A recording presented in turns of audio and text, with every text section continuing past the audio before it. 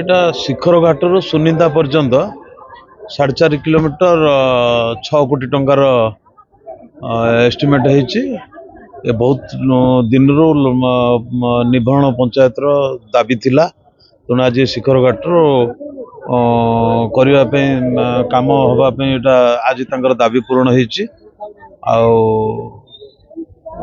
ଏଇଟା ଗ୍ରାମ୍ୟ ଉନ୍ନୟନ ବିଭାଗର ରାସ୍ତାଟା ହବ।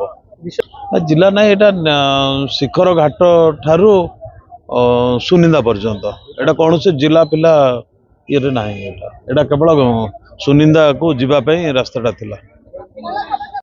निभरण ग्राम पंचायत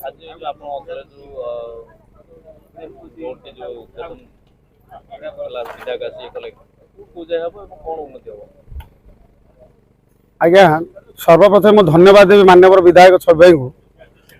दीर्घ दिन है रोड टी खाल खमणा हो पड़ा। शिखर घाट ठारू सुनिंदा गुंजुरिया पर्यंत रास्ता प्राय 6 कोटी पाखापाखि टंका निर्मित हो।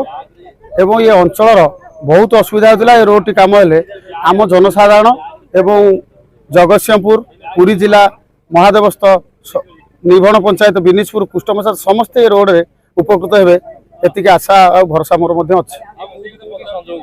आज्ञा